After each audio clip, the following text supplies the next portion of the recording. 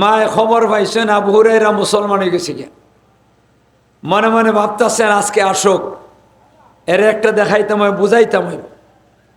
হযরতে আবু হুরায়রা রাদিয়াল্লাহু তাআলা আনহু যখন ঘরের ভিতরে গেছেন, মায়ে দইরা চুলের মধ্যে দইরা টান দিয়ে ফালাইয়া খিল ঘুষি লাথি মোড়া আরম্ভ করছেন। বেটির শৈল্য শক্তি আছে। আবু হুরায়রা রাদিয়াল্লাহু তাআলা কিন্তু সভ্য ছিলেন, ভদ্র ছিলেন, অসভ্য না, অভদ্র না। যে সময় বেঈমান আসলা এই সময় কোনো অসভ্য ছিলেন না, মার ভক্ত ছিলেন, মার সাথে কোনোদিন বেয়াদবি করছেন না।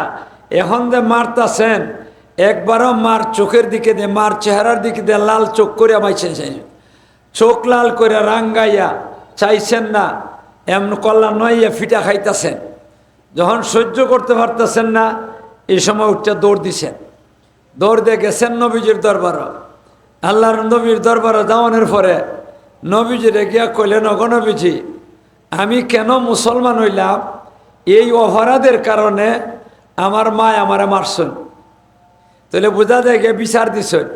আসলে বিচার না, এটা কথাটা শুনাইছেন, নমুনাটা ধরে লিছে বিচারের মতো, নমুনা ধরছে বিচারের মতো, আসলে মার বিরুদ্ধে অভিযোগ না। হযরতে রাসূল করিম সাল্লাল্লাহু আলাইহি সাল্লাম বলতেছেন, আবু হুরায়রা, এটা তোমার আর তোমার মার ব্যাপার, আমার ব্যাপার না। আমার কোর্টত তোমার বিচার নাই, তোমার মার বিচার আমি করতে পারবো না, এটা আমার দ্বারা সম্ভব না। হযরতে আবু হুরায়রা রাদিয়াল্লাহু তাআলা বলতেছেন, ওগো নবীজি, যদি আমার মার বিচার আপনার দরবারে না থাকে, আমি চাই না বিচার। আপনি দয়া করে আমার মার লাগে একটা হেদায়েতের দোয়া করে দিলেন। কের দোয়া? হেদায়েতের দোয়া করে দিলেন। আল্লাহ রসুলের সাথে সাথে আবু হুরায়রার মার জন্য দোয়াটা করে নিলেন। আল্লাহুম্মা হদি উম্মা আবি হুরায়রা, আল্লাহুম্মা হদি উম্মা আবি হুরায়রা, আল্লাহুম্মা হদি উম্মা আবি হুরায়রা। আয় আল্লাহ, আবু হুরায়রার মারে হেদায়েত করে লাও। সুবহানাল্লাহ কইতা না? আল্লাহ যখন নাকি দোয়াটা করছেন, আবু হুরায়রা উঠে দৌড় মারছেন। মার ঘরে ফিটা খাইয়া দৌড় দিসলা, আর এখন নবীজির দোয়া শুনে দৌড় দিছেন। কই যাইতা? বাড়ির যাইতা। মানুষের জিকায়, এ আবু হুরায়রা দৌড়ে কেনে? কোন দৌড়ি? আমার নবী আমার মাল লাগি দোয়া করছেন, দেখি আমার নবীর দোয়া আমার বাড়িতে আগে যায় না আমি আগে যাই? কন্যা সুবহানাল্লাহ। আয় আল্লাহ, সুবহানাল্লাহর ফজিলত আপনারা জানেন না, বোঝা যায়। সুবহানাল্লাহ কইলে আল্লাহ যে বিশাল বড় ফাল্লাটা বানাইছেন, এত নেকি দিন সুবহানাল্লাহর ফাল্লাটা বইরা জায়গা। তাই এরপরে আস্তে করে কইলা কঞ্জুরে সুবহানাল্লাহ। আবু হুরায়রা রাদিয়াল্লাহু তাআলা গেছেন মার দরজার সামনে, ডরাইয়া ডাক দেন না। একবার ফিটা খাইয়া গেছেন, আর একবার ডাক দিয়ে ফিটা খাইতা না খেতা, এর লাগে ডাক দেন না। কিন্তু ঘরের ভিতরে আওয়াজ পাইতেছেন কে যেন গোসল করতেছে। মনে মনে ভাবতেছেন, মনে হয় দোয়াটা আইছে আগে, আমার মা ছাড়া তো ঘর কেউ নাই, তাইলে মা নিয়ে দোয়া করবা। নবীর দরবারে যাইবার লাগি গোসল করতেছেন। যাই এরপরে আবু হুরায়রার মা গোসল শেষ করিয়া আইয়া দরজাটা খুলছেন। দরজা খুললে দেখেন আবু হুরায়রা দাঁড়াই রয়েছে। আবু হুরায়রা রাদিয়াল্লাহু তাআলা আনহুর মা বলতেছেন, এ আবু হুরায়রা, তুমি কইছিলা?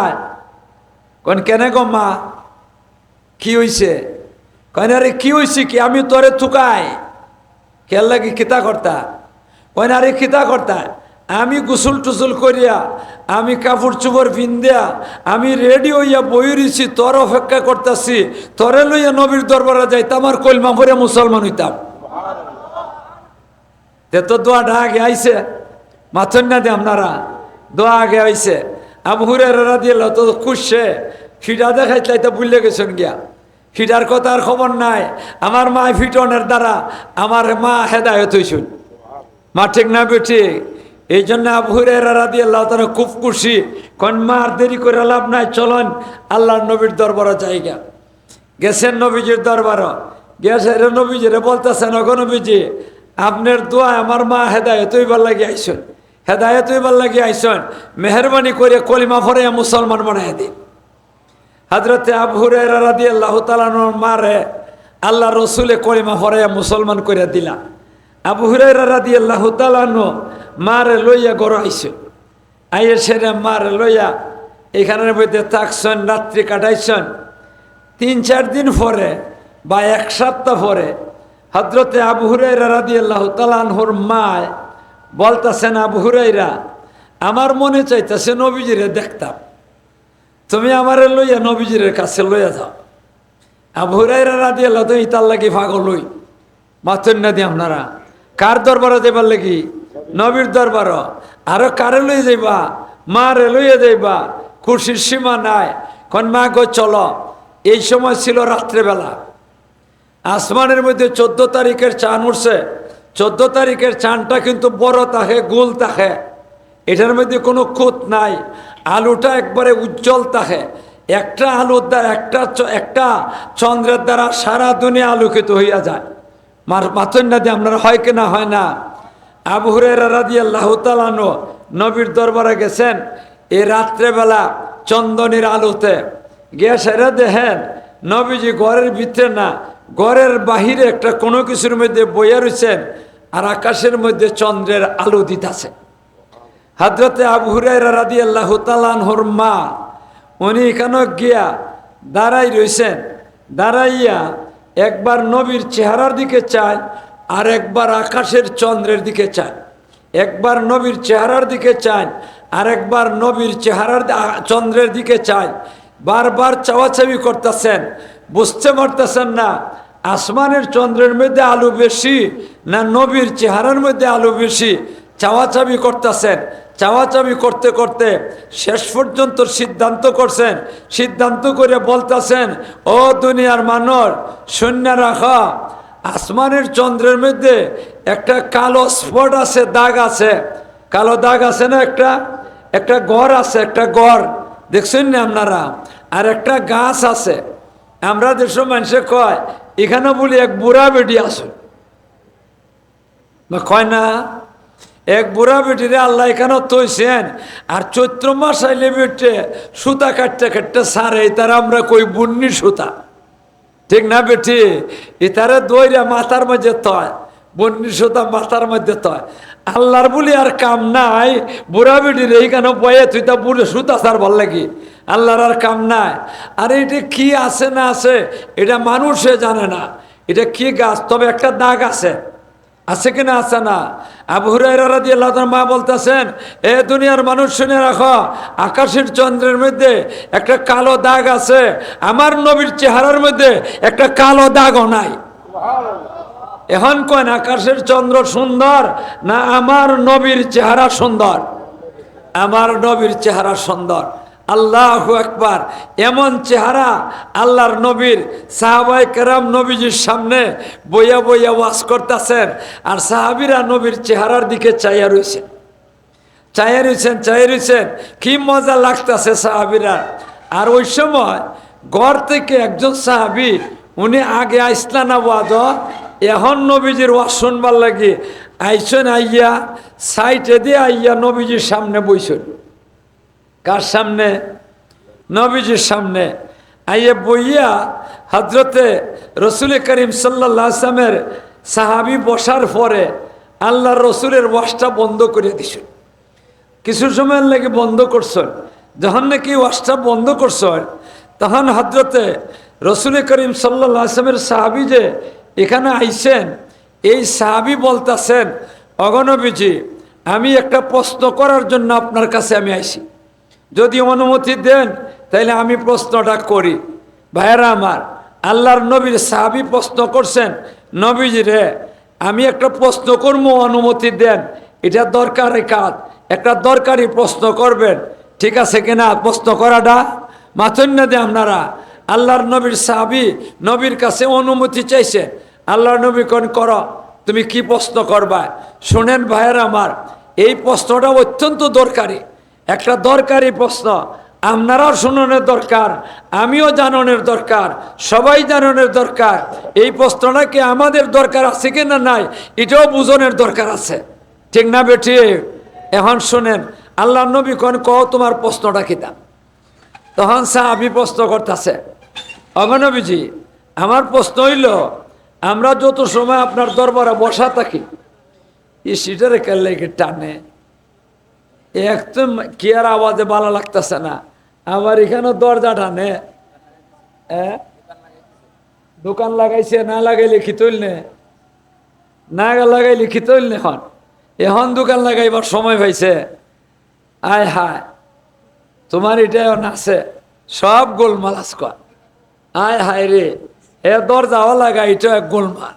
এরার মা কি কয়, বাতিও নাচে, এ এখান দিয়েও নাচে। কিতা করবা, কোনো কিছু করবার নাই, সবুর করেন, আল্লাহ তকদিরও রাখছিলা। মা ঠিক না বেঠি, তকদিরও যেমনে, আমরা এটার খুশি কিনা খুশি না, আরো দূরে কোন খুশি কিনা খুশি না।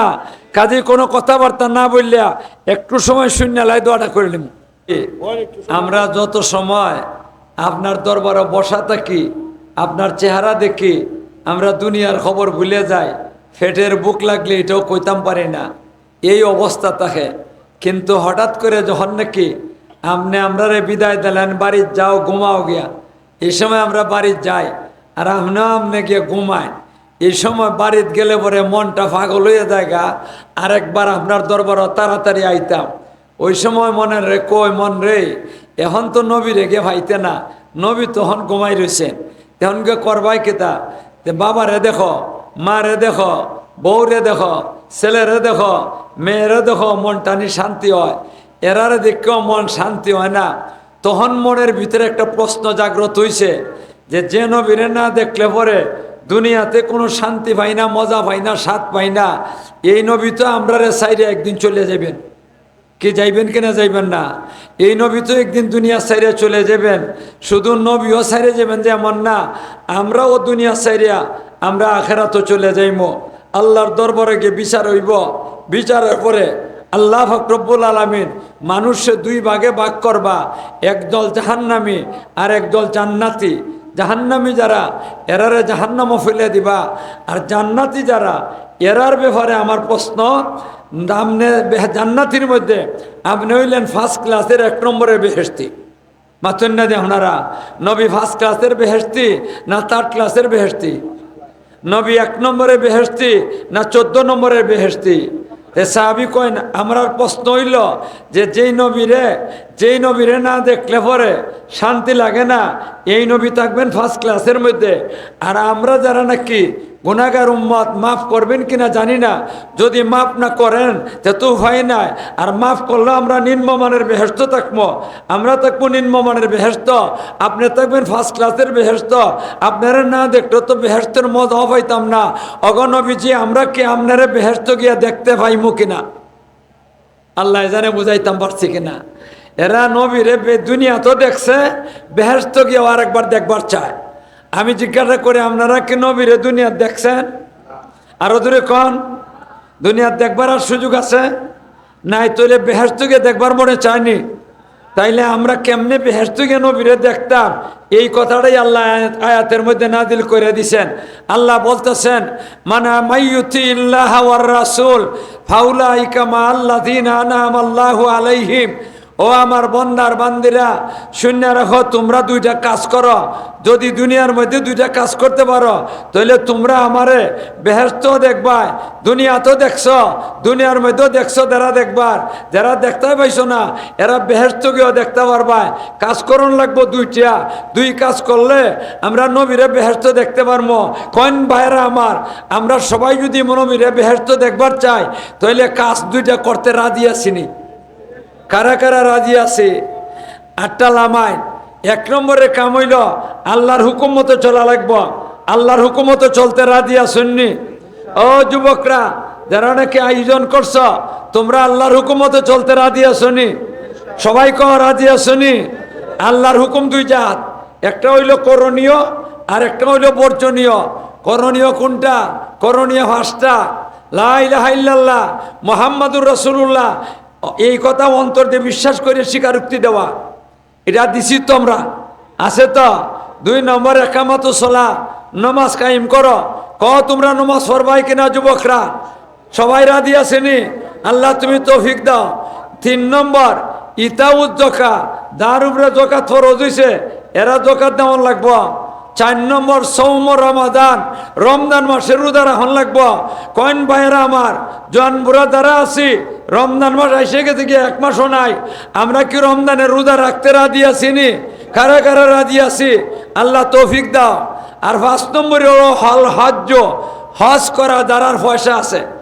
এই 5টা কাম আমরা করণীয় করতে হবে। আর 8টা কাম আছে, এটা সারণ লাগবো। 8টা কাম, কয়টা? 8টা কাম কি করণ লাগবো? সারণ লাগবো। সারতে কি রাজি আছেন? আল্লাহ জানে। আপনারা আমি হাত তুলাইমো। 8টা কাম সারতে আসেননি? কয়েন রাজি আসেননি? কারা কারা 8টা কাম সারতে রাজি আছেন? আল্লাহ তুমি আমরা তৌফিক দাও। আমি যে 8টা কাম কইমো, ফয়লাটার মধ্যে বেটা বেটি সবাই লিপ্ত। ফয়লাটার মধ্যে এখন বেটেন্টারে কেমনে হাত তোলাইতাম? আপনারা তো হাত তুলাই লিছি, হাত তুললে লাইছেন, আপনারা সাইরে দিবা, হেরাও দিয়ার মধ্যে লিপ্ত। আপনারা দোকান টোলার বিটছেন, এই গুণাটা করে কিনা জানি না। অনেক এলাকার মানুষ ওই বেটা বেটি এই গুণাটা করে। হইলে একটা একটা করে কয় সুদ খাইও না। কয়েন পয়লা নম্বরটা আমরা বান্যা শুন খাওরা আসেনি?